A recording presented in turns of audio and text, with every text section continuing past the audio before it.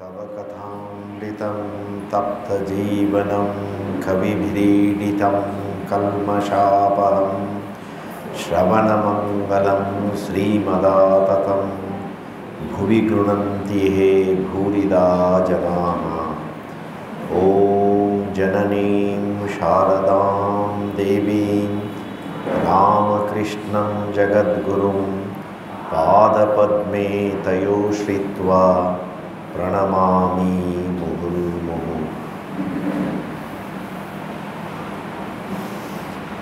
শ্রী শ্রী মায়ের কথা। আজকে ঠাকুরকে নিয়ে মা অনেক কিছু কথা বলবেন, তার জন্যেই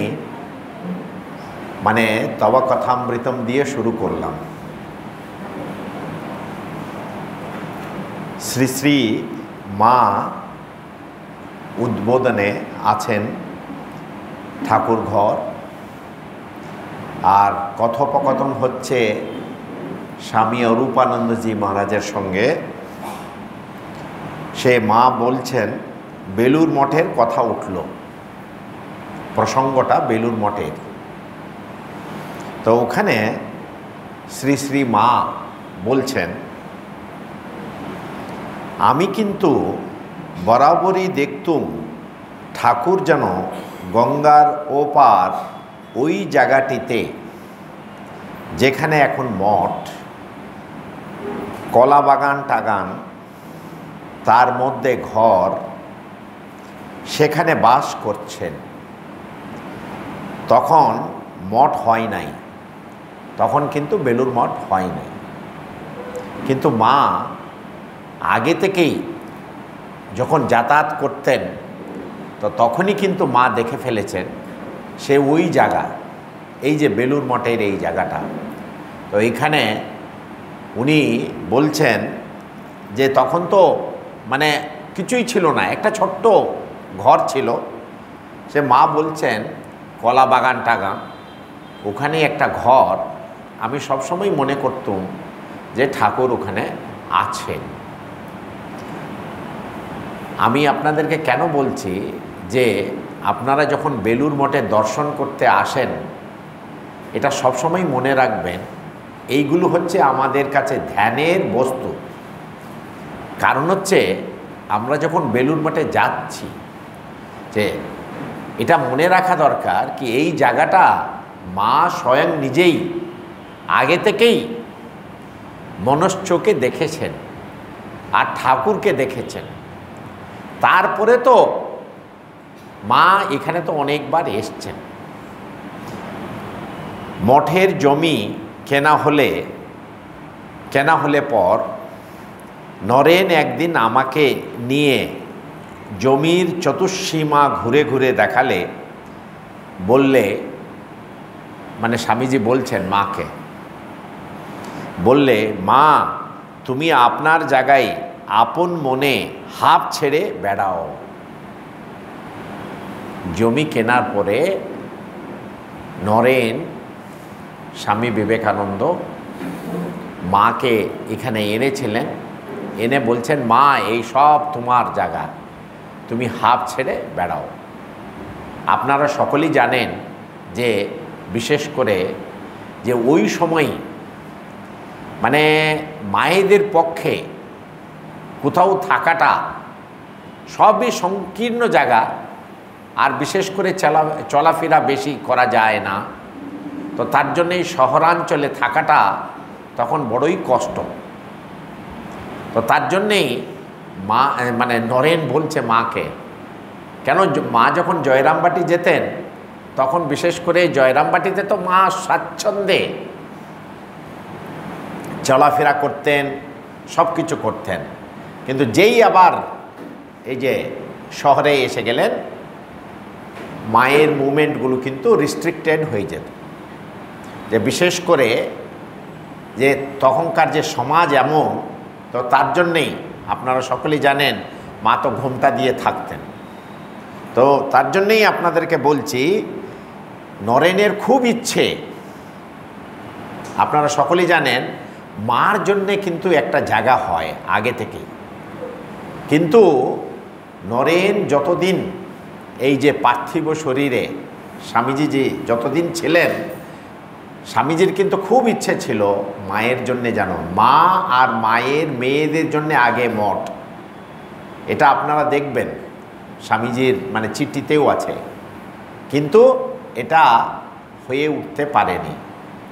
এটা কেন হয়ে উঠতে পারেনি? নরেনের ইচ্ছার উপরে আবার জগজ্জননীর ইচ্ছা, মা শারদার ইচ্ছা কিন্তু অন্যরকম। তো তার জন্যেই মা আগে চেয়েছিলেন যে বেটা ছেলেদের জন্য একটা হোক কিছু। কেন? বেটা ছেলেরা তো অনেক দিন ধরেই তো ঘুরে বেড়াচ্ছে, এদের তো কোনো ঠাই জায়গা নেই। তো তার জন্যেই মায়ের ইচ্ছাতে যে ওটা হয়ে উঠতে পারেনি, ওটা পরে হয়েছে। আপনারা সকলেই জানেন শরৎ মহারাজ মার জন্যে কিন্তু আজকে যে আমরা উদ্বোধন দেখছি, এটা কিন্তু শরৎ মহারাজই মার জন্যে এই জায়গাটা মানে তৈরি করলেন, যাতে মা যখন জয়রামবাটি থেকে আসেন নিজের জায়গাতে মা নিজের মতন থাকতে পারেন। মা বলছেন বোধগয়াই মঠ, মা আপনারা সকলেই জানেন মহারাজ মা বোধগয়ায় গিয়েছিলেন, মানে বুদ্ধিস্ট যে মঠ ছিল ওখানে, যেটা মন্যাস্ট্রি, বোধগয়াই মঠ। তাদের অত সব জিনিসপত্র, কোনো অর্থের অভাব নেই, কষ্ট নেই, দেখে কান্তুন।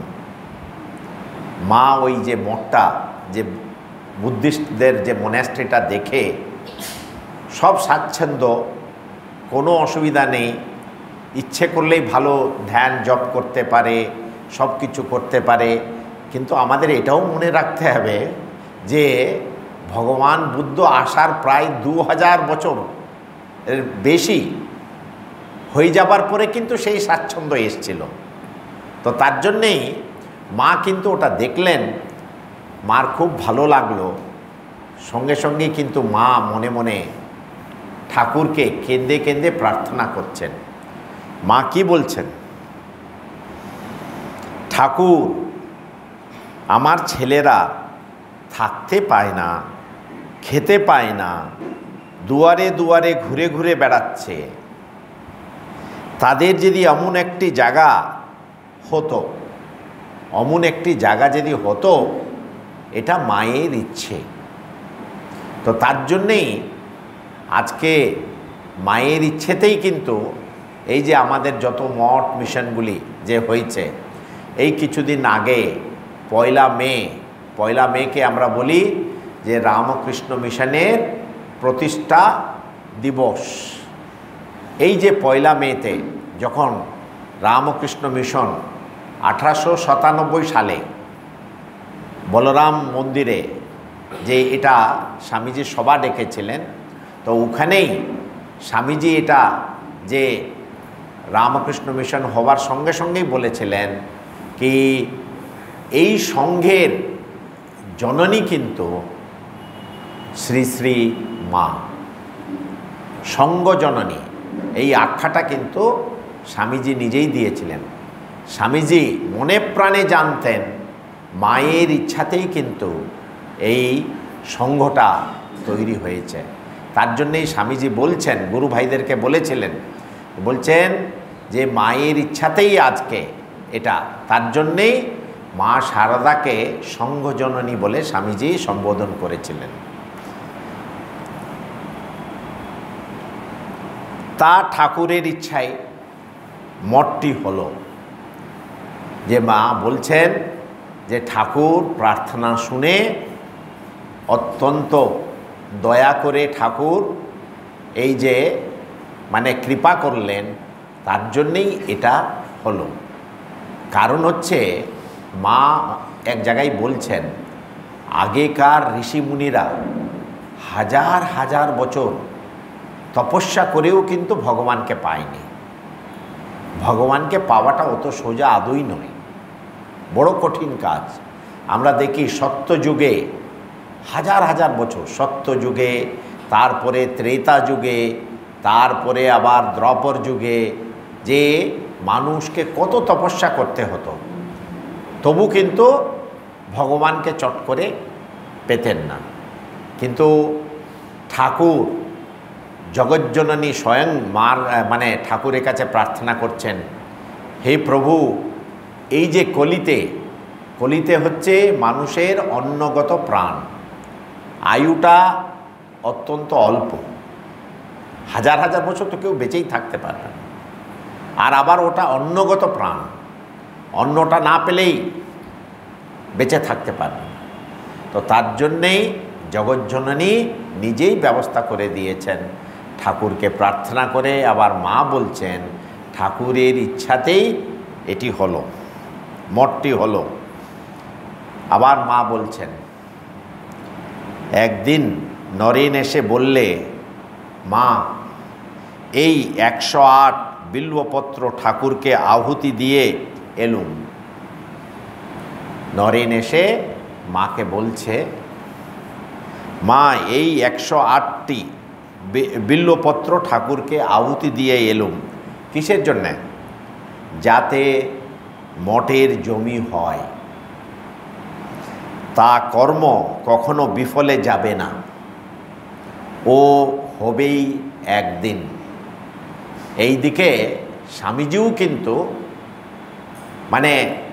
উঠে পড়ে লেগেছেন, ঠাকুরকে খুব প্রার্থনা করছেন। আর আমাদের সকলের কারণ হচ্ছে ঠাকুরের সন্তানরা কিন্তু ইচ্ছে করলেই, আমরা দেখেছি ঠাকুরের শরীর চলে যাওয়ার পরে প্রায় 10 বছর যে এরা তো গাছের তলায় থেকে অভ্যস্ত, কি কঠোর তপস্যা করেছে। কিন্তু এরা যদি গাছের তলায় থেকে যায় তাহলে কিন্তু কোনো কিছু সঙ্গটা তৈরি হবে না। আর সঙ্গটা যদি না তৈরি হলে, আজকে দেখুন আমরা এইখানে বসে শ্রী শ্রী মায়ের কথার অনুধ্যান করছি, আলোচনা করছি, এটা কি সম্ভব হতো? তার জন্যেই একটা অর্গানাইজেশন, একটা সঙ্গ সবসময় দরকার পড়ে, যে জিনিসটা। এটার জন্যেই মা কিন্তু ঠাকুরকে প্রার্থনা করেছেন। আবার স্বামী বিবেকানন্দ ঠাকুরকে এই বেলুর মঠের জন্যে, যাতে বেলুর মঠের জন্যে জমি হয়, উনিও করেছেন। তো আপনারা বুঝে দেখুন, যখন বেলুর মঠে যখন যাবেন, সেই পুণ্যভূমিতে যখন পাটা রাখবেন, এইগুলো যদি মনে রাখেন যে জিনিসটা, বাবা আমি কোথায় এসছি, মা স্বয়ং এই জায়গার জন্যে প্রার্থনা করেছেন, স্বামীজি করেছেন, আবার তারা সশরীরে এইখানে কত কিছু, দুর্গাপূজাও হয়েছে, অনেক কিছু হয়েছে। তার জন্যেই মনটা জোড়াবার একটা জায়গা দরকার, প্রাণ জোড়াবার একটা জায়গা দরকার। এই জায়গাটা যদি না পেলে না, মানুষ কিন্তু বাস্তবে বেঁচে থাকতে পারে না। কারণ হচ্ছে সংসারে সবসময় কিছু না কিছু তো লেগেই থাকে, প্রাণ জোড়াবার একটা জায়গা দরকার। তো তার জন্যেই বহু শুধু আমাদের দেশেই বলছি না, দেশ বিদেশ থেকে মানুষ আসেন এখানে প্রাণ জোড়াবার জন্যে।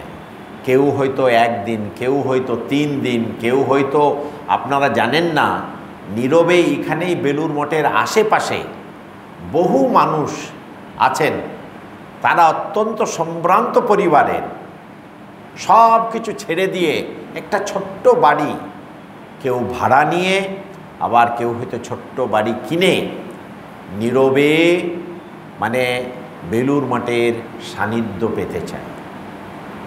তার জন্যে এটা মনে রাখতে হয়, যখনই আমরা বেলুর মঠে আসি, এটা যেন আমাদের সবসময় মনে থাকে, বলছি একটা পুণ্যভূমিতে আসছি।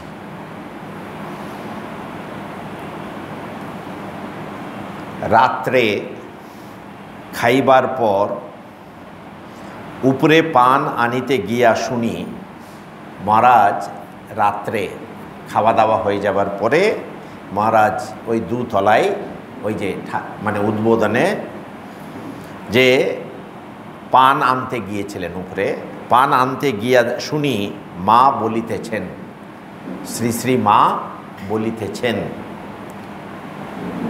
মা নরেনের কথাটা বলছেন, মা বলিতেছেন, নরেন বলছিল, মা আমার আজকাল সব উড়ে যাচ্ছে, সব দেখছি উড়ে যায়। নরেন শ্রী শ্রী মাকে বলেছিল। তার উত্তরে মা বলেছিলেন, মা বলছেন, আমি বললুম হাসিয়া। মা হেসে নরেনকে বলেছিলেন, আমি বললুম, দেখো দেখো আমাকে কিন্তু উড়িয়ে দিও না। নরেনকে মা বলছেন, আজকাল তো সব উড়ে যাচ্ছে। হ্যাঁ, তখন সঙ্গে সঙ্গে মা বলছেন, দেখো দেখো আমাকে কিন্তু উড়িয়ে দিও না। তার উত্তরে নরেন্দ্রনাথ মানে স্বামী বিবেকানন্দ কি বলেছিলেন? মাই বলছেন, মায়ের মুখেরই কথা এটা। মা বলছেন, নরেন বললে, মা তোমাকে উড়িয়ে দিলে থাকি কোথায়? যে জ্ঞানে গুরু পাদপদ্ম উড়িয়ে দেয় সে তো অজ্ঞান। গুরু পাদপদ্ম উড়িয়ে দিলে জ্ঞান দাঁড়ায় কোথায়? এটা সবসময় আমাদের মনে রাখা দরকার, যে কারণ হচ্ছে জগতে একটা জায়গাতে কিন্তু দাঁড়াতে হয়, সেটা হচ্ছে যে গুরুর পাদপদ্ম যতই হোক না কেন, যে গুরুর পাদপদ্মই হচ্ছে আশ্রয়ের জায়গা। তার জন্যেই স্বামী বিবেকানন্দ বলছেন, যদি গুরুকে যদি উড়িয়ে দিই আমি, তাহলে জ্ঞানটা দাঁড়াবে কোথায় সেটা? তো তার জন্যেই তর্কটা সব কিছু করা যায়, কিন্তু গুরুর সামনে গিয়ে যদি আমি নিজেকে সারেন্ডার করি, শরণাগত হয়ে যদি বলি, আর গুরু যদি আমাকে কিছু বলেন সেটা মানে চুপচাপ মেনে নিয়ে করতে হয়। আমি দেখেছি, আপনাদেরকে বলছি, যে মানুষের জীবনে অনেক দুঃখ কষ্ট আসে, তখন যে বিশেষ করে গুরুকে যদি নিবেদন করে, যে গুরু যদি বলছে তোমার এটাই ভালো হবে, এটাই করো, কিন্তু বিশ্বাস হচ্ছে বড় ধন। সেই বিশ্বাস নিয়ে যদি কেউ এগিয়ে যায়, নিশ্চয়ই কিন্তু জীবনে তার উন্নতি হবে, শান্তি আসবে। আমরা এটা দেখেছি। তার জন্যেই যে গুরুকে এত স্থান দেওয়া হয় কেন? আমাদের শাস্ত্রে কিন্তু যে গুরুকে অত্যন্ত বড়, গুরু এবং ইষ্ট দুটোই একই। তো তার জন্যেই আমরা এখানে স্বয়ং মায়ের কথাই শুনছি, যে গুরুর পাদপদ্ম যদি উড়িয়ে দেওয়া হয়, গুরুকে যদি উড়িয়ে দেওয়া হয়, তাহলে জ্ঞানটা দাঁড়াবে কোথায়? তো তার জন্যেই এটা আমাদেরও মানে মনে রাখা দরকার। তার জন্যে সব সময় যে ইষ্ট এবং গুরু, এই যে দুটো চিন্তা যদি মানুষের থাকে, তাহলে কিন্তু সেই মানুষ কিন্তু রক্ষা পেয়ে যায়। ইহা বলিয়াই আবার বলিতেছেন, শ্রী শ্রী মা আবার বলছেন, অত্যন্ত মানে খুব ইম্পর্ট্যান্ট কথা এটা। এটা সব উপনিষদের সার কথা, এটাই আমি বলছি। মা কি বলছেন শুনুন আপনারা। ইহা বলিয়া আবার বলিতেছেন, জ্ঞান হলে ঈশ্বর টিশ্বর সব উড়ে যায়। মা মা শেষে দেখে মা আমার জগৎ জুড়ে, সব এক হয়ে দাঁড়ায়। এই তো সোজা কথাটা। মা বলছেন, শেষে দেখে মা আমার জগৎ জুড়ে, সব এক হয়ে দাঁড়ায়। এই তো সোজা কথাটা। এটাই হচ্ছে মানে আমাদের সব প্রবলেমটা কি, আমরা মনে করি যে অনেক সময় প্রথমে নিজের মধ্যে ভগবান দেখতে শিখি না। The God in you is the God in me. Swamiji কথা বলছেন, তোমার মাঝে যিনি আছেন তিনি কিন্তু তোমার সামনে যারা আছে তাদের মাঝেও আছেন তিনি। এই জিনিসটা হচ্ছে আমরা যখন জেনে যাও কি সর্বভূতে শ্রী শ্রী মাই আছেন, এটা হচ্ছে এই অনুভূতির শেষ কথা। সর্বভূতে যদি ভগবানকে দেখা, সর্বভূতে যদি ইষ্টকে দর্শন করা, এটা হচ্ছে শেষ কথা। আর মা কিন্তু অত্যন্ত সরল ভাষায় বলে দিচ্ছেন। মা কি বলছেন? এই তো সোজা কথাটা, যে এটাই হচ্ছে সোজা কথা, মানে নিজের ইষ্টকেই সর্বভূতে দেখাটাই। হ্যাঁ, আর মানে বলছেন মা আমার জগৎ জুড়ে, কোথায় নেই মা? মা তো সব জায়গায় আছেন। তো তার জন্যে মা কিন্তু এই যে শ্রী শ্রী মায়ের কথাটা পড়লে বোঝা যায় উপনিষদ বেদান্তের যে কথাগুলো আছে এইগুলিরই পুনরাবৃত্তি হয়, মায়ের মুখ দিয়েও পুনরাবৃত্তি হয় সেটা।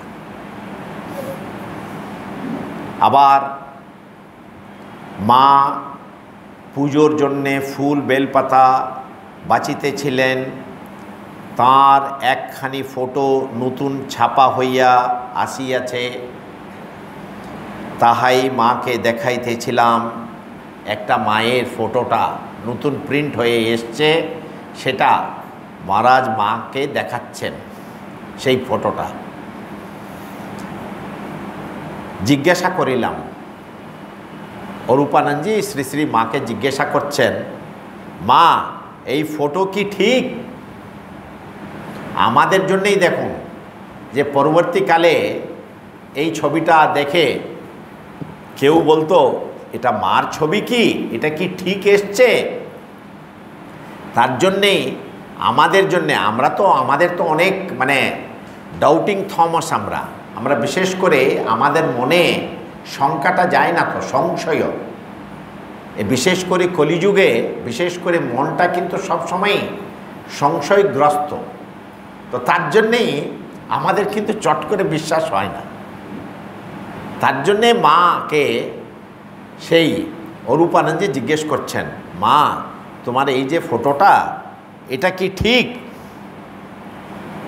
তার উত্তরে শ্রী শ্রী মা বলছেন, হ্যাঁ এটি ঠিক, তবে পূর্বে আরও মোটা ছিলুম। যখন ছবি উঠায় তখন যোগিনের মানে স্বামী যোগানন্দজি মহারাজের তখন শরীরটা খুব খারাপ যাচ্ছিল, যোগিনের খুব অসুখ।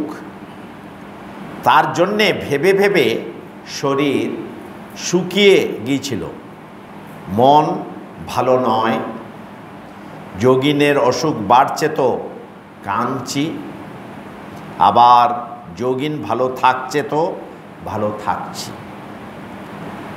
মা বলছেন তখন যোগানন্দজি মহারাজের শরীরটা অত্যন্ত খারাপ, তো তার জন্যেই মা বলছেন যোগিনকে নিয়ে, আপনারা সকলেই জানেন শ্রী শ্রী মায়ের মন্ত্রশিষ্য, প্রথম মন্ত্রশিষ্য বলতে গেলে যোগানন্দজি, আর তারপরে আবার যোগানন্দজি হচ্ছেন মায়ের ভারী, মাকে অনেক সেবা করেছেন যোগানন্দজি। তো তার জন্যেই মা বলছেন যোগিনের তখন শরীর ভালো নেই, আর যোগানন্দজি কিন্তু মানে এত কঠোর সাধনা করতেন, এত কঠোর সাধনা, তো তার জন্যেই মানে স্বামীজির আগেই কিন্তু চলে গেলেন যোগানন্দজি। তো তার জন্যেই মানে মা তখন বলছেন, সারা মেম মানে সারা বুল যে আমেরিকান ভক্ত মহিলা, সারা মেম এসে এইটি উঠালে, এই যে ফটোটা যেটা আছে আমরা আজকে দেখছি, এই ফটোটা কিন্তু আমেরিকান ভক্তদের উদ্যোগে কিন্তু আজকে আমরা পাচ্ছি। এটার একটা কারণ আছে, আমি বলছি। মা বলছেন নিজেই, আমি কিছুতেই দেব না, মানে মা কিন্তু কিচ্ছুতেই ফটো তুলতে দেবেন না। সে অনেক করে বললে, মাকে অনেক অনুনয় বিনয় করে বলছে, মা কিন্তু কিচ্ছুতেই রাজি হচ্ছেন না ফটো তোলার। ওই সময় বিশেষ করে মায়েরা কিন্তু কেউই চট করে ফটো তুলতে যে বিশেষ করে রাজি হতেন না। মা বলছেন, মানে সারা মেম কি বলল, মাকে বললেন, মা আমি আমেরিকায় নিয়ে গিয়ে পুজো করব। মানে এই দেশে নয়, আমেরিকায় নিয়ে গিয়ে পুজো করব। তাই শেষে এই ছবি উঠায়। এই ছবিটা আজকে আমরা যেটা দেখছি, মা প্রথমে কিচ্ছুতেই রাজি হচ্ছেন না। ওই সময় কিন্তু এটা প্র্যাকটিসই ছিল না, এই যে ছবিটা তোলা। সম্ভ্রান্ত পরিবারের যে কেউই কিন্তু, বিশেষ করে মায়েরা কিন্তু এই ছবি তোলার এটা ছিলই না, রেওয়াজই ছিল না। তারপরে আবার মা তো সবসময় ঘোমটা দিয়ে থাকতেন। এখানে সারা বুল কী করে যেতেন, সে আবার কোনো হিন্দু ফটোগ্রাফার যদি থাকতো, মা কিন্তু রাজি হলেন না, একবারেই না। তারপরে একজন ইংরেজ জনৈক একজন মানে ইংরেজ ফটোগ্রাফারকে আনা হলো। তার সামনেই কিন্তু মাটা ঘোমটাটা, যে বিশেষ করে আমাদের ভারতীয়দের সামনে মা কিন্তু সবসময় অবগুণ্ঠন রথা। তো একটা ইংলিশ ফটোগ্রাফারকে আনা হলো, তার নাম ছিল মিস্টার হ্যারিংটন। আর ওই সময়টা ছিল 1898 সাল, নভেম্বর মাস। এই যে ছবিটা আপনারা আজকে দেখছেন, 1898 সাল, যে মিস্টার হ্যারিংটন, এই স্থানটা হচ্ছে ওই ভাড়া বাড়ি, ওই যে বোসপাড়া লেনের যে ভাড়া বাড়ির ছাদে। আর তখন মায়ের বয়স ছিল 45 বছর। তো এই যে ছবিটা আমরা যেটা দেখছি, এই যে ছবিতে, এটা হচ্ছে সেকেন্ড ছবি। কিন্তু এটা আজকে সর্বাধিক সারা জগতে মা এই ছবিতে যে পূজিতা হচ্ছেন, এই ছবিটা হচ্ছে কিন্তু সেকেন্ড। প্রথম ছবিটা যে তোলা হয়েছিল, মা লজ্জা পটাবৃতে নিত্যম, প্রথম যে ছবিটা মায়ের যখন তোলা হয়েছিল, মা কিন্তু নিচে তাকাচ্ছেন আর ক্যামেরার দিকে তাকাচ্ছেনই না। তো তার জন্যে মার চোখই আমরা দেখতে পাচ্ছি না। আর ওই প্রথম ছবিটা, একবারে লজ্জায় মা কিন্তু মাথাটা নিচু করে আছেন। তখন আবার ওখানে সিস্টার নিবেদিতাও ছিল। তো তখন সঙ্গে সঙ্গে বলল, মা এইভাবে ফটোটা তো আমরা তোমাকে পুজোই করতে পারবো না, তোমাকে আমরা দেখতে চাই সরাসরি। আর ওখানে শুধু মায়ের মেয়েরাই আছে, আর পুরুষ বলতে গেলে একজন ইংলিশ ফটোগ্রাফার, আর কেউ নেই। তারপরে সঙ্গে সঙ্গে নিবেদিতাই মায়ের চুলটা সব ঠিকঠাক করে দিয়ে, না না মা তুমি এই সামনে এইভাবে তাকাবে বলে, যে দ্বিতীয় ফটোটা, এই ফটোটা আজকে যে সর্বাধিক, মানে এই ফটোতেই আমরা যে মাকে পুজো করি, এটা হচ্ছে দ্বিতীয় ফটো। এই ফটোতেই মা করুণা করে জগতের মঙ্গলের জন্যে। আর মা কিন্তু তখন জানতেন এই ফটোটা ইন্ডিয়াতে কিন্তু পাওয়া যাবে না তখন, এটা ইন্ডিয়াতে পাওয়াই যাবে না। আর আপনারা এটাও জানেন, আপনাদের জানা দরকার এটা, মায়ের এই মানে বিশেষ করে শতবর্ষের পরে কিন্তু মায়ের ছবিগুলো কিন্তু বেশি পাওয়া যেত। আমি সিনিয়র মহারাজদের মুখে শুনেছি যে 1953 আগে সচরাচর মায়ের ছবি খুব কম পাওয়া যেত। তার জন্যে মা যদি নিজে প্রকাশিতা যদি না হতে চান, কে করতে পারবে? তুমি না জানালে কে জানতে পারে মা তোমাকে? তো তার জন্যেই আজকে আপনারা অনেক ছবিগুলো দেখছেন, এটা কিন্তু আমরা ভাগ্যবান। কারণ হচ্ছে মায়ের অনেক ছবিগুলো আমরা দেখতে পাচ্ছি, কিন্তু তখন কিন্তু এটা অত্যন্ত দুর্লভ ছিল যে জিনিসটা। মা প্রায় মানে 38খানা ছবি মায়ের আছে, ঠাকুরের 5খানা ছবি আছে। মায়ের 38খানা ছবি আছে। তো ওই ছবির মধ্যে কিন্তু যে নানান জায়গাতে আপনারা দেখতে পাবেন, মানে অনেক ছবি যেটা আছে, যে বিশেষ করে একটা জায়গায় আছে একটা ছবি যে তোলা হয়েছিল, ওখানে মায়ের এটা মানে মাথাটা ঠিক মতন আসেনি। আবার আরেকটা ছবিতে আছে মায়ের একবারে শেষ।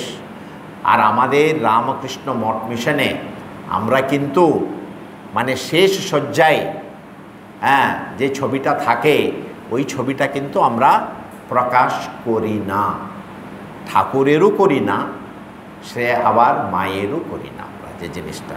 কেন? আমরা সব সময় নিজেকে যাকে ভালোবাসি তাকে, সে তো আমাদের কাছে চিরন্তন, সে তো সবসময় আছে আমাদের কাছে। আমরা তার জন্যেই ওইভাবে দেখতে অভ্যস্ত নই, আমরা দেখতেও চাই না।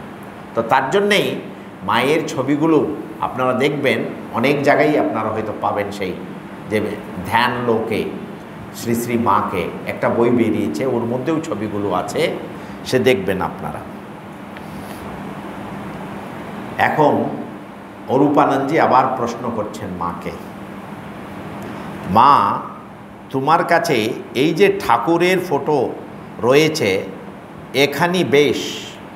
এখন মায়ের ছবি নিয়ে তো আলোচনা হলো, মহারাজ কিন্তু এখন মানে প্রসঙ্গটা উঠালেন যে ঠাকুরের ছবিটা নিয়ে, বলছে এই যে ছবিটা, কেন মা তো পুজো করছেন সেই ছবিটা, ওখানে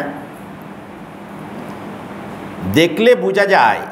আচ্ছা এখানে কি ঠিক, মানে এটি কি ঠিক, এই ছবিটা এখানে কি ঠিক? মা শ্রী শ্রী মা উত্তর দিচ্ছেন,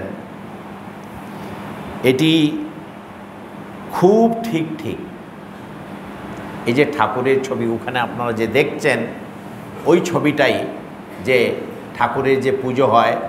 আপনাদের এটাও মনে রাখা দরকার, ঠাকুর আর মায়ের ছবি প্রায়, ঠাকুর 50 বছর ছিলেন ধরাধামে, এই মানে পার্থিব শরীরে। ঠাকুরেরও প্রায় মানে যে ছবিটা তোলা হয়েছে 46-47 হতে পারে। আর মায়েরও কিন্তু ছবিটা আজকে আমরা যেটা পাচ্ছি অ্যাট দ্য এজ অফ 45। তো তার জন্যেই অলমোস্ট সমসাময়িক ছবিগুলি, ওদের বয়স তখন বলছি। মা শ্রী শ্রী মা বলছেন এটি খুব ঠিক ঠিক। ওখানেই এক ব্রাহ্মণের ছিল, ওই ছবিটা যে একটা ব্রাহ্মণের ছিল। প্রথম কখানি যেমন উঠানো হয়, মানে প্রথমে কয়েকটা কপি উঠানো হয়, একখানি সে ব্রাহ্মণটি নিয়েছিল। একজন ব্রাহ্মণ ঠাকুর ছিল ওখানে যে দক্ষিণেশ্বরে, সে নিয়েছিল। আগে এখানে খুব কালো ছিল। মা বলছেন ঠিক যেন কালী মূর্তিটি, তাই ওই ব্রাহ্মণকে দিয়েছিল। মানে ওই যে প্রিন্টগুলো ঠিক, মানে কোনো প্রিন্ট যখন ডেভেলপিং করা হয় তো হয়তো একটু কালো এসছিল এটা, তার জন্যে ওই ব্রাহ্মণটিকে ওরা দিয়ে দিয়েছিল। সে ব্রাহ্মণ দক্ষিণেশ্বর থেকে কোথায় যাবার সময় ওখানে আমার কাছে রেখে যায়। ওই সে ফটোটা সে কোথায় চলে যাবে, তো চলে যাবার আগে শ্রী শ্রী মার কাছে রেখে যায়।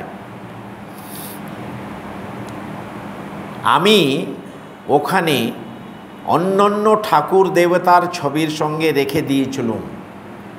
মা নহবতে থাকতেন, আপনারা সকলেই জানেন। অন্যান্য দেবতার সঙ্গে দেবতার ছবির সঙ্গে রেখে দিয়েছিলাম, পূজা করতুম। শ্রী শ্রী মা চুপচাপ ওই ছবিতে মানে পুজো দিতেন। নহবতের নিচের ঘরে থাকতুম। একদিন ঠাকুর গিয়েছেন, ছবি দেখে বলছেন, ঠাকুর একদিন এমনি ওই দিকে যেতে যেতে উনি দেখছেন, বলে এরা ছবিটা রেখেছে। ওগো তোমাদের আবার এসব কি? শ্রী শ্রী ঠাকুর মা আর ওখানে লক্ষ্মীদি দুজনই ছিলেন, ওদেরকে সম্বোধন, ওরা রান্না করছিল। তো তার জন্যেই ঠাকুর বলছেন, ওগো তোমাদের এই আবার এসব কি? মা বলছেন, আমরা ও পাশে সিঁড়ির নিচে রান্না করছিলেন মা। তারপর দেখলুম বিল্বপত্র আর কি কি যা পুজোর জন্যে ছিল, একবার না দুবার ওই ছবিতে দিলেন, পুজো করলেন। শ্রী শ্রী মা বলছেন একবার নয়, দুবার সব জিনিসগুলো নিয়ে ঠাকুর পুজো করলেন। আপনার পূজা আপনি করিলে আপনার স্তুতি গান। কেন এই কলিযুগে আমরা এত মূঢ়মতি, ভগবান এসে ডাইরেক্টলি যদি বলে দিলেও আমাদের আর কোনো বোধ হয় না। তো তার জন্যে আপনার পূজা আপনি করিলে আপনার স্তুতি গান। ভগবান এসে এত দয়া করে বলছে, ওগো তুমি এতে করলেই হবে যে জিনিসটা। তার জন্যেই প্রথম প্রভু নিজেই পুজো করলেন। সেই ছবি এই আজকে ঠাকুরের এই সর্বত্র যেই পূজিত হয় যে ছবিটা, এই ছবিটা প্রথমে কিন্তু ঠাকুর নিজেই পুজো করেছেন। সেই ব্রাহ্মণ আর ফিরে এলো না। আপনারা এটাও আপনাদের স্মরণ করিয়ে দিচ্ছি, আপনারা যে কলপাড়া আশ্রমে মা নিজের ছবিটা স্থাপন করেই কিন্তু মা নিজেই পুজো করেছিলেন। ঠাকুর এবং মা দুটোই ছবিটা রেখে আপনারা মানে ভেবে দেখুন যে কোন অবতার এসে এত সোজা রাস্তা দেখিয়ে দিয়েছে। কারণ হচ্ছে ইভেন রামচন্দ্র এসেও এত আমাদেরকে সোজা রাস্তা দেখাননি, কৃষ্ণও দেখাননি, কিন্তু এই কলিযুগে যে বলছে তোমাদের মঙ্গল হবে, এতে করলেই হবে, বাস, আর অন্য কিছু দরকার নেই। সে ব্রাহ্মণ আর ফিরে এলো না, এই ছবিটা মার কাছেই থেকে গেল। আবার মহারাজ প্রশ্ন করছেন, মা ঠাকুরের সমাধি অবস্থায় ঠাকুরের মুখ কখনো ম্লান দেখেছ কি? মহারাজ কিন্তু ছাড়ার লোক নয়, সব তথ্যটা বের করবেন যে জিনিসটা আমাদের জন্যেই তো সব। তো তার জন্যে মহারাজ প্রশ্নটা করছেন, ঠাকুরের সমাধি অবস্থায় ঠাকুরের মুখ কখনো ম্লান দেখেছ কি? তার উত্তরে শ্রী শ্রী মা বলছেন, কই, আমি তো কখনো দেখিনি। মা বলছেন, আমি তো কখনো দেখিনি। সমাধির অবস্থায় মুখে হাসি দেখেছি।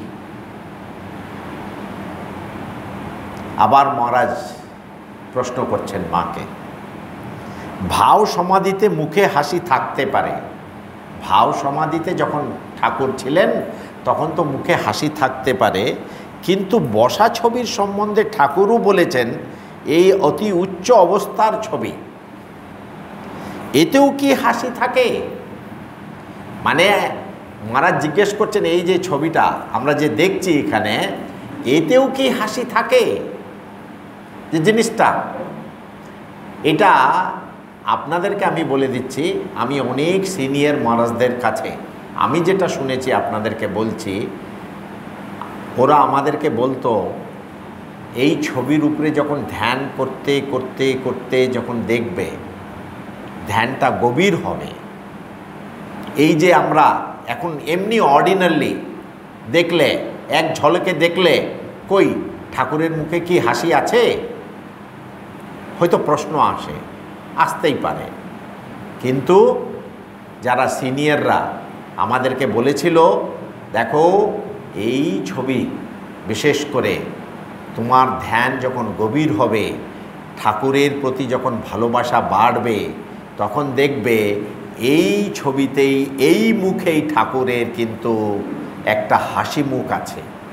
জিনিসটা এমনি তাড়াহুড়োর মধ্যে দেখলে কিন্তু হাসিটা ধরা পড়বে কি পড়বে না আমি জানি না, কিন্তু সত্যি তোমার এই করে আছে জীবনের ধ্রুবতারা যদি হয়, দেখতে দেখতে কিন্তু আমি যে আমাদের অনেক সিনিয়র মহারাজদের মুখ থেকে যে শুনেছি, বলছে এই আর আজকে কিন্তু এখানে আমরা যে পড়ছি শ্রী শ্রী মাও কিন্তু বলে দিচ্ছেন ঠাকুরের কোনো সময় কোনো ভাব সমাধি হোক অথবা এমনি অতি উচ্চ অবস্থায় হোক, ঠাকুরের সব সময় একটা হাসি মুখ ছিল। তার জন্যেই আপনারা যখনই ঠাকুরের কিছুই কল্পনা করবেন যে আবার এখানে আসবে, পরবর্তী প্যারায় আসবে, ঠাকুরের হচ্ছে সব সময় আনন্দময়, তিনি সব সময় হাসি মুখ। শ্রী শ্রী মা বলছেন আমি তো সমাধির অবস্থায় হাসি মুখ দেখেছি। শ্রী শ্রী মা বলছেন ঠাকুরকে ইভেন সমাধিতে থাকলেও কিন্তু ওখানে হাসি মুখই দেখেছি। এখন প্রসঙ্গটা উঠছে ঠাকুরের গায়ের রংটা কীরকম ছিল। আবার মহারাজ মাকে জিজ্ঞেস করছেন রং কীরকম ছিল, মানে গায়ের রংটা কীরকম ছিল। শ্রী শ্রী মা উত্তর দিচ্ছেন তার গায়ের রং যেন হরিতালের মতো ছিল, মানে বিশেষ করে মানে সোনালি হলুদ, সোনার ইষ্টকবচের সঙ্গে গায়ের রং মিশে যেত, এরকম ঠাকুর ফর্সা ছিলেন। যখন তেল মাখিয়ে দিতুম, শ্রী শ্রী মা বলছেন যখন তেল মাখিয়ে দিতুম দেখতুম সব গা থেকে যেন জ্যোতি বেরোচ্ছে। কালীবাড়িতে দক্ষিণেশ্বরের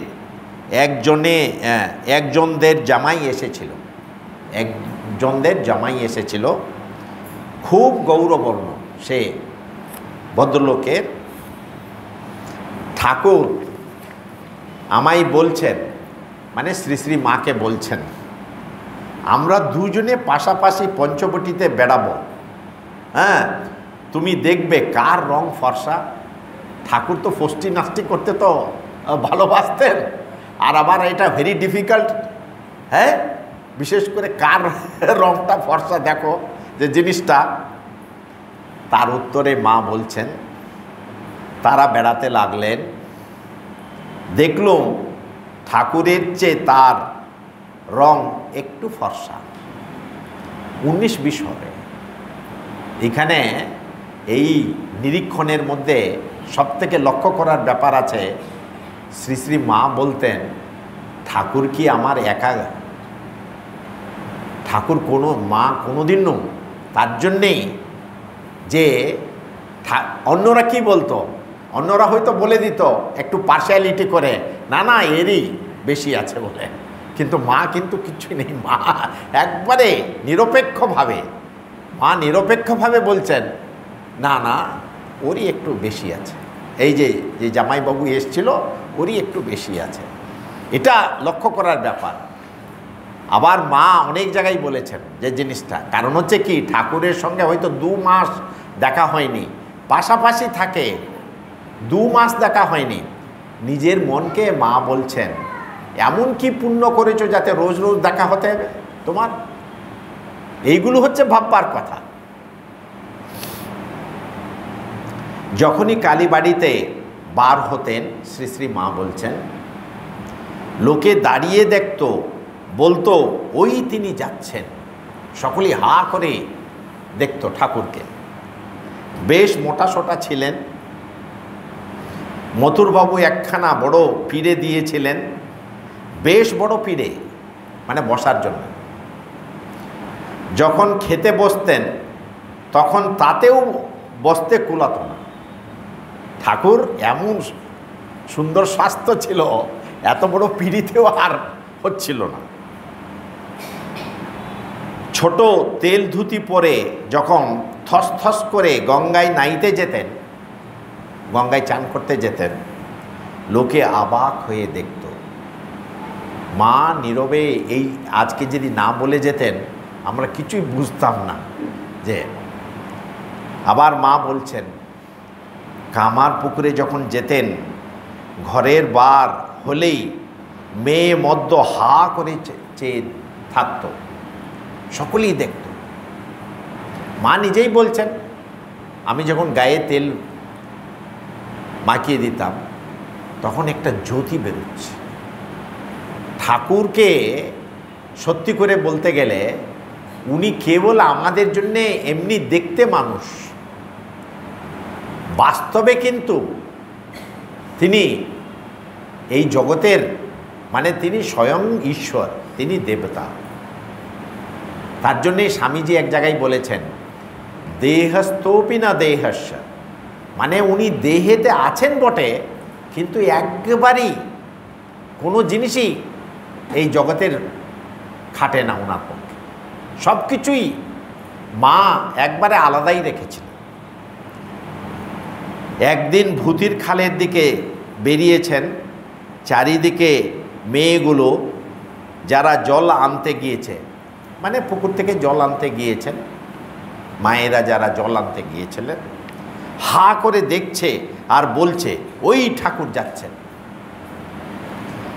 তখন ঠাকুরের বড় বিরক্তি যে জিনিসটা, তার জন্যে হৃদয়কে সঙ্গে সঙ্গে বলছেন, হ্যাঁ ঠাকুর হৃদয়কে বলছেন ও হৃদয় আমায় ঘোমটা দিয়ে দে, আমায় ঘোমটা দিয়ে দে।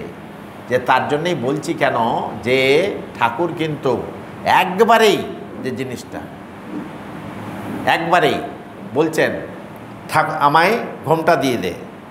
হৃদয় তাড়াতাড়ি গায়ের চাদর দিয়ে মুখ ঢেকে দিলে। তাকে কখনো নিরানন্দে দেখিনি। শ্রী শ্রী মা বলছেন ঠাকুরকে আমি কোনোদিনও নিরানন্দে দেখিনি। 5 বছরের ছেলের সঙ্গেই বা কি আর বুড়োর সঙ্গেই বা কি, সকলের সঙ্গে মিশেই আনন্দে আছেন। কখনো বাপু নিরানন্দে দেখিনি। মা নিজে স্বয়ং বলছেন ঠাকুর কোনোদিনও যে মা বলছেন কামার পুকুরে সকালে উঠেই বলতেন আজ এই শাক খাবো, এটি রেঁধো। ঠাকুর সকালবেলা উঠেই বলছেন যে জিনিসটা, কারণ হচ্ছে আমাদেরকে এটা বুঝতে হয় ঠাকুরের মন সব সময় উপর দিকে যেতে চায়, শরীরের দিকে থাকতেই চায় না। আর আমাদের হচ্ছে সব সময় শরীরের দিকেই পড়ে আছে, ভগবানের দিকে যেতে চায়। তো তার জন্যই ঠাকুর মাঝে মাঝে বলতেন আজকে হয়তো এটা খাবো বলে, যে জিনিসটা শুনতে পেয়ে আমরা, মা বলছেন এই কথাটা, আমরা মানে মা আর ওই লক্ষ্মীদির মা দুজনই সব জোগাড় করে রান্না করে ঠাকুরকে দিতেন। কয়েকদিন পরে বলছেন, মানে শ্রী শ্রী ঠাকুর বলছেন কয়েকদিনের পরে এরকম খাবার পরে, আমার এ কি হলো, সকাল থেকেই উঠেই কি খাবো। রাম রাম। ঠাকুর বলছেন এটা আমার আবার কি হলো, সকাল থেকে উঠেই কি খাবো ভাবছি। বলে না এটা ভালো নয়। তার জন্যই ঠাকুর বলছেন রাম রাম। আমাকে বলছেন, শ্রী শ্রী মাকে ঠাকুর বলছেন আর আমার কিচ্ছু খাবার স্বাদ নেই, তোমরা যা রাঁধো যা দেবে তাই খাবো, বাস। ঠাকুরের আর কোনো চাহিদা নেই। শরীর স্বার্থে দেশে যেতেন, কারণ হচ্ছে ঠাকুর এত সাধন ভোজনে যে শরীরটা, তার জন্যেই ঠাকুর শরীর একটু সারাবার জন্যে কিন্তু দেশে যেতেন। দক্ষিণেশ্বরে থাকতে খুব পেটের অসুখে ভুগতেন কি না, মানে বিশেষ করে দক্ষিণেশ্বরে পেটের অসুখটা ঠাকুরের কিন্তু লেগেই থাকত। বলতেন শ্রী শ্রী ঠাকুর বলতেন রাম রাম, পেটটা কেবল মলেই ভর্তি, কেবল মলই বেরুচ্ছে, এই সবে তারপর শরীরে ঘেন্না ধরে গেল, আর শরীরে যত্ন করতেন না। ঠাকুর দেখতেন যে জিনিসটা বলে অনেক হয়েছে, আর শরীরের দিকে ঠাকুরের কিন্তু কোনো খেয়াল নেই। শ্রী শ্রী মা আবার একটা প্রসঙ্গ তুলছেন। একদিন ভূতির খালের দিকে ভূতির খাল দিক থেকে আসছেন, বৃষ্টি হয়ে গেছে, একটা মাগুর মাছ পুকুর থেকে রাস্তায় উঠেছে, ঠাকুরের পায়ে ঠেকেছে। ঠাকুর সেটাকে পায়ে করে ঠেলে ঠেলে এনে পুকুরে ছেড়ে দিলেন, বললেন, পালা পালা, হৃদে দেখতে পেলে এখনই তোকে মেরে ফেলবে। যে মাগুর মাছ, বড় মাগুর মাছ উঠেছে, হৃদে দেখলে যার যেমন ভাব যে জিনিসটা, তো ঠাকুর দয়াময়, তার শ্রীচরণে যে আশ্রয় নেবে সে তো ঠাকুর তাকে আশ্রয় দেবেনি। তো তার জন্যে ওই মাছ কৃপা করে এসে ঠাকুরের শ্রীচরণে আশ্রয় নিয়েছে। তো তার জন্যেই ঠাকুর আস্তে আস্তে ঠেলে ঠেলে দিয়ে তাকে আবার পুকুরে পাঠিয়ে দিলেন। যে জিনিসটা, কেন ভগবান আসেন মুক্তি দেওয়ার জন্যে, কাউকে কষ্ট দেওয়ার জন্যে ভগবান আসেন না। তো তার জন্যে উনি ছেড়ে দিলেন। আবার ঠাকুর তো অত্যন্ত সরল, এই ঘটনাটা এসে আবার উনি কিন্তু মানে এসে হৃদয়কে বলছেন, এই ঘটনাটা কিন্তু মা আমাদেরকে শোনাচ্ছেন।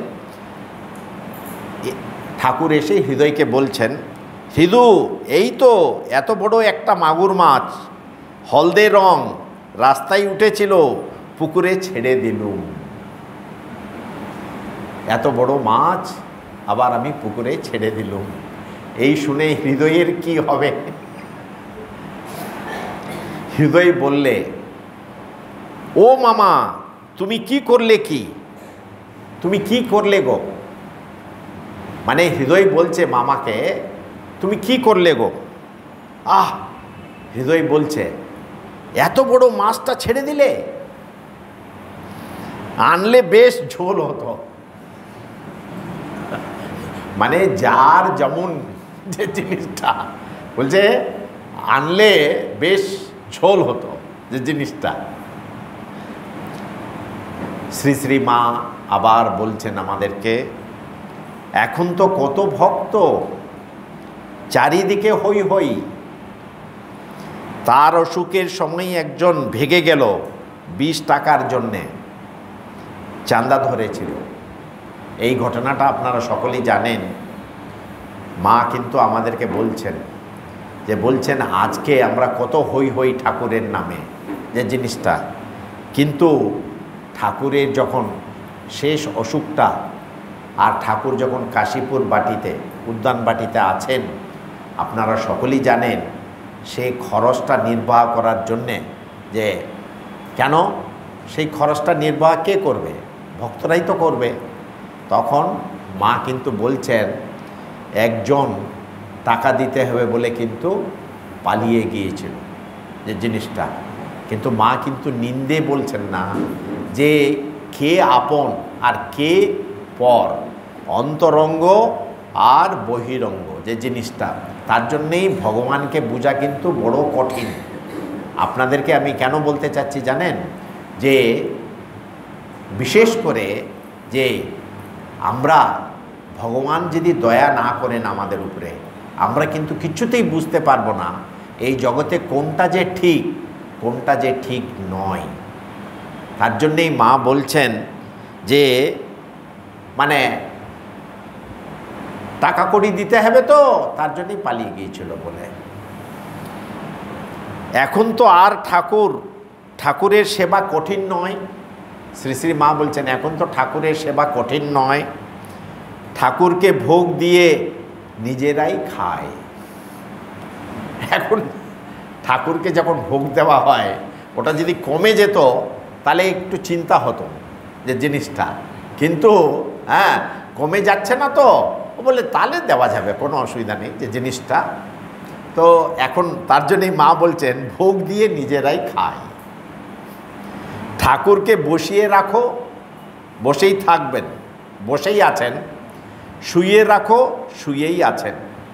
ছবি তো, শ্রী শ্রী মা বলছেন ছবি তো, কিন্তু আমরা যারা ভক্ত, ভাবানুরাগী, আমাদের ভাববার কথা, ঠাকুর কিন্তু আমাদের কাছে ছবি নয়, ছবি নয়।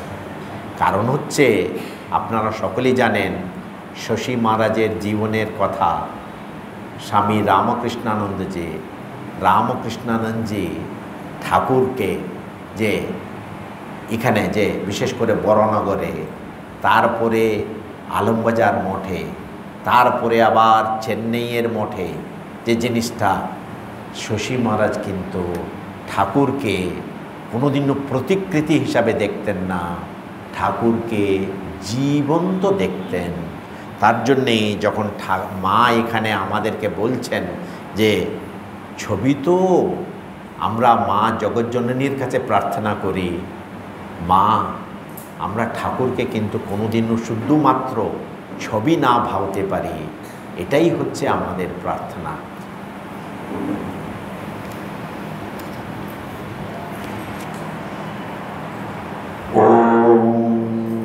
श्रीरामकृष्णार्पणमस्तु। शान्ति शान्ति शान्तिः। हरिः ओम तत्सत्। श्रीरामकृष्णार्पणमस्तु।